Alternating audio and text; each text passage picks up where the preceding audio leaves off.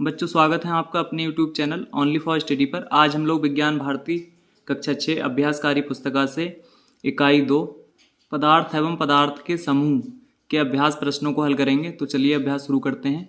इकाई 2 पदार्थ एवं पदार्थ के समूह। पहला प्रश्न है, देखो कह रहे हैं निम्नलिखित में से सेफ्टी पिन बनाने के लिए किस पदार्थ का उपयोग करेंगे। ठीक है, तो लकड़ी एवं कांच, प्लास्टिक एवं कांच, प्लास्टिक एवं चमड़ा, प्लास्टिक एवं स्टील। ठीक है, तो इसका सही विकल्प हो जाएगा बच्चों विकल्प 4 प्लास्टिक एवं स्टील। ठीक है, अगला प्रश्न है, देखो विभिन्न प्रकार के पदार्थों से मिलकर बनी वस्तु है। प्लास्टिक का मग, कांच का मग, लोहे की कील। तो बच्चों देखो प्लास्टिक का मग केवल प्लास्टिक से बना होता है, कांच का गिलास केवल कांच से, लोहे की कील केवल लोहे से बनी होती है। ठीक है, फावड़ा जो होता है उसमें लकड़ी भी होती है और लोहा भी होता है। ठीक है, तो विकल्प 3 बच्चों इसका सही हो जाएगा। अगला प्रश्न देखते हैं। अगला प्रश्न है, देखो निम्नलिखित में से कौन सा पदार्थ जल में पूर्णतया घुलनशील है। ठीक है, तो चौक पाउडर, चाय पत्ती, नंबर 3 ग्लूकोज, नंबर 4 लकड़ी का बुरादा।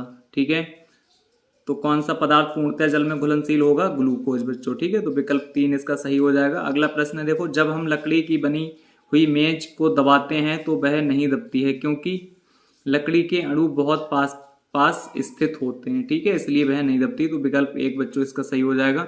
अगला प्रश्न देखते हैं। देखो अगला प्रश्न है, धूप बत्ती जलाने पर धुएं का आयतन व आकार दोनों अनिश्चित होता है क्योंकि धुएं के अणुओं के मध्य आपसी आकर्षण बल बहुत अधिक होता है। गलत है। स्थान के अनुसार धुएं के अणु प्रसारित होते हैं, ये भी गलत है बच्चों। धुएं के अणु बहुत पास पास स्थित होते हैं, ये भी गलत है। इसका सही हो जाएगा, धुएं के अणुओं के मध्य आणविक स्थान बहुत अधिक होता है। ठीक है बच्चों, तो विकल्प 4 इसका सही हो जाएगा। ठीक है, अगला प्रश्न देखते हैं। अगला प्रश्न है, रिक्त स्थानों की पूर्ति कीजिए। तो का नंबर है, नारियल का तेल गर्मी में तरल एवं जाड़े के मौसम में ठोस रूप में परिवर्तित हो जाता है। ठीक है, तो इसमें ठोस भर देंगे। अगला है, प्लास्टिक बटन आलपिन तथा कागज में से चुंबक से चिपकने वाली वस्तु आलपिन है। ठीक है, तो इसमें आलपिन आ जाएगा। अगला है, देखो जलती अगरबत्ती से निकलने वाले भूरे रंग के धुएं का आकार निश्चित नहीं होता है। ठीक है, तो आकार जो है ना ही आकार ना आकृति, कुछ भी निश्चित नहीं होता उसका। ठीक है बच्चों, इसमें आप आकृति भी भर सकते हैं। उसके बाद देखो अगला प्रश्न, पदार्थों को उनकी अवस्था के आधार पर ठोस, द्रव तथा गैस में वर्गीकृत किया जाता है। ठीक है, उसके बाद अगला प्रश्न है, देखो परमाणु के अवयवी कण इलेक्ट्रॉन, प्रोटॉन तथा न्यूट्रॉन है। ठीक है, तो इसमें न्यूट्रॉन आ जाएगा। अगला प्रश्न देखते हैं। देखो अगला 3 नंबर देखो प्रश्न कह रहे हैं, निम्नलिखित में से सही कथन पर सही तथा गलत कथन पर गलत का चिन्ह लगाइए। ठीक है, तो का नंबर है, रुई ऊन रबर की गेंद तथा स्पंज कठोर पदार्थ हैं। ठीक है, तो ये गलत हो जाएगा। अगला है, देखो लकड़ी का बुरादा, चाक पाउडर, प्लास्टिक के बर्तन अचुंबकीय होते हैं, तो ये सही है। अगला है, ट्रेसिंग पेपर पारभासी होता है बच्चों, तो ये भी सही है। ठीक है, पारभासी होता है। अगला प्रश्न है, देखो पदार्थ अणु या परमाणु जैसे सूक्ष्म कणों से मिलकर बने होते हैं, तो ये सही हो जाएगा। अगला प्रश्न है, एक परमाणु इलेक्ट्रॉन, प्रोटॉन तथा अणु जैसे कणों से मिलकर बना होता है, तो ये गलत है। अगला प्रश्न है, कांच की गोली भारी होने के कारण जल में डूब जाती है। ठीक है, तो ये सही हो जाएगा बच्चों। ठीक है, अगला प्रश्न देखते हैं। देखो अगला प्रश्न है, स्तंभ का तथा स्तंभ खा को सुमेलित कीजिए। ठीक है, तो स्तंभ का ये है और स्तंभ खा ये है। ठीक है, तो का में देखो क्या है, ठोस। तो ठोस क्या होता है बच्चों, देखो आकार व आयतन निश्चित होता है ठोस का। ठीक है, तो इससे मिला देंगे इसको हम। फिर है खा जल, तो जल क्या होता है बच्चों, पारदर्शी होता है, तो पारदर्शी से मिला देंगे हम इसको। उसके बाद है अणु, तो अणु क्या होते हैं, नग्न आंखों से देखना संभव नहीं। ठीक है, उसके बाद है गैस, तो गैस का क्या होता है बच्चों, पदार्थों में कण द्रव के अपेक्षाकृत दूर दूर होते हैं तथा ये पारदर्शी होता है। ठीक है, अगला है, देखो स्टील का गिलास, तो स्टील का गिलास को हम मिला देंगे एक ही पदार्थ से निर्मित वस्तुएं। ठीक है, अगला प्रश्न 5 नंबर कह रहा है, निम्नलिखित में जो बेमेल हैं उसे छांट कर लिखिए।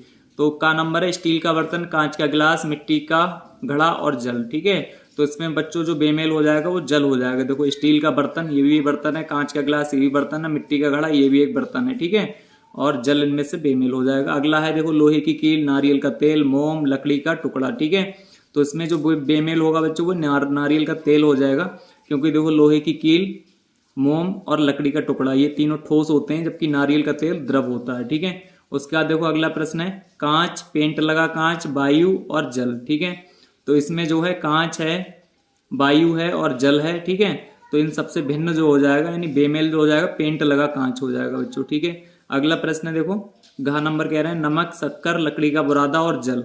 तो इन तीनों में देखो सबसे बेमेल कौन सा हो जाएगा, जल हो जाएगा बच्चों। ठीक है, अगला प्रश्न है देखो प्रोटॉन, यौगिक, इलेक्ट्रॉन और न्यूट्रॉन। ठीक है, तो परमाणु में बच्चों क्या क्या पाया जाता है, इलेक्ट्रॉन, न्यूट्रॉन और प्रोटॉन, ये तो परमाणु में पाए जाते हैं।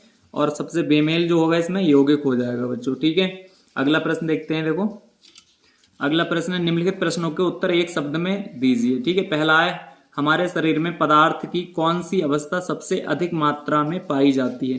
तो इसमें सबसे अधिक हमारे शरीर में बच्चों जल पाया जाता है और जो कि द्रव अवस्था में पाया जाता है। ठीक है, अगला हो जाएगा कार की विंड स्क्रीन को बनाने के लिए किस प्रकार के पदार्थ का उपयोग किया जाता है।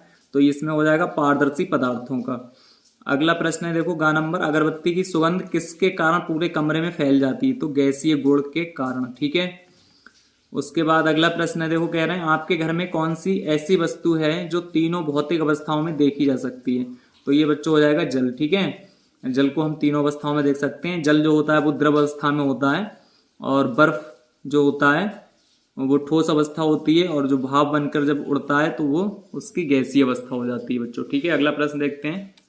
अगला प्रश्न देखो 7 नंबर कह रहे हैं निम्नलिखित प्रश्नों के उत्तर दीजिए। पदार्थों की द्रव अवस्था के 2 गुण लिखिए। ठीक है, तो देखो पदार्थों की द्रव अवस्था जो होती है, द्रव का आकार अनिश्चित तथा आयतन निश्चित होता है। ठीक है, अगला प्रश्न है जल में घुलनशील व अघुलनशील पदार्थों के 2 उदाहरण लिखिए। ठीक है, तो देखो घुलनशील पदार्थ हो जाएंगे चीनी और नमक और अघुलनशील हो जाएंगे बच्चों देखो लकड़ी का बुरादा और बालू। ठीक है, अगला प्रश्न है देखो पारदर्शिता के आधार पर पदार्थ का वर्गीकरण कीजिए। तो पारदर्शिता के आधार पर पदार्थ 3 प्रकार के होते हैं बच्चों, पारदर्शी, अपारदर्शी और पारभासी। ठीक है, अगला प्रश्न है देखो चुंबक से किस प्रकार के पदार्थ आकर्षित होते हैं। तो चुंबकीय पदार्थ, ठीक है, जैसे लोहा, निकिल व कोबाल्ट से बनी हुई वस्तुएं जितनी भी होती हैं वो आकर्षित होती हैं बच्चों। ठीक है, अगला प्रश्न देखो देखते हैं। अगला प्रश्न है परमाणु से यौगिक के अणु कैसे बनते हैं। हाइड्रोजन तथा ऑक्सीजन से बनने वाले अणु का नाम लिखिए। ठीक है, तो 2 या 2 से अधिक परमाणु एक निश्चित मात्रा में मिलकर यौगिक बनाते हैं बच्चों। ठीक है, और हाइड्रोजन तथा ऑक्सीजन से बनने वाला अणु हो जाएगा बच्चों जल। ठीक है, H2O जिसका सूत्र होता है। ठीक है, अगला प्रश्न देखते हैं। अगला प्रश्न है नीचे दिए गए वस्तुओं में से पारदर्शी, अपारदर्शी तथा पारभासी को छांटकर लिखिए। ठीक है, तो देखो लोहा, लकड़ी, कांच के टुकड़े, रुई, पेंट लगा कांच, ऊन, रबर की गेंद, स्पंज, तेल लगा कागज। ठीक है, तो पारदर्शी बच्चों इसमें से क्या हो जाएगा, देखो कांच के टुकड़े, ये पारदर्शी हो जाएंगे। अपारदर्शी में देखो लोहा हो जाएगा, लकड़ी, ऊन, रबर की गेंद और स्पंज। ठीक है, ये अपारदर्शी हो जाएंगे। और पारभासी बच्चों हो जाएगा तेल लगा कागज और पेंट लगा कांच। ठीक है, अगला प्रश्न देखते हैं। अगला प्रश्न है देखो कह रहे हैं वर्ग में ऊपर से नीचे, बाएं से दाएं तथा तिरछे दिए गए सार्थक अक्षरों की सहायता से शब्द बनाकर रिक्त स्थानों की पूर्ति कीजिए। ठीक है, तो देखो इसमें हम ये पहला दिया हुआ है, इसमें हम औजार बना देंगे। ठीक है, ये पारदर्शी हो जाएगा, ये विलय हो जाएगा। ठीक है, ये विलयन हो जाएगा। उसके अलावा ये कांच हो जाएगा और यहाँ से मिलाएंगे तो विलायक हो जाएगा बच्चों। ठीक है, ये मोम हो जाएगा और ये चमड़ा हो जाएगा। ठीक है, ये जल हो जाएगा और ये कील हो जाएगा। ठीक है, तो इसी तरीके से हम इसमें देखो नीचे भर देंगे। देखो तो इसमें क्या है, देखो पहला प्लास, रिंच, हथौड़ी इत्यादि क्या होते हैं, औजार होते हैं बच्चों। ठीक है, उसके बाद कांच पारदर्शी वस्तु है। उसके बाद हो जाएगा जल में घुलनशील पदार्थ विलेय होते हैं और चमड़ा अपारदर्शी वस्तु है।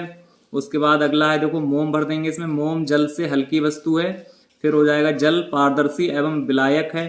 ठीक है, उसके बाद है कील चुंबक द्वारा आकर्षित होती है। ठीक है, अगला प्रश्न देखते हैं।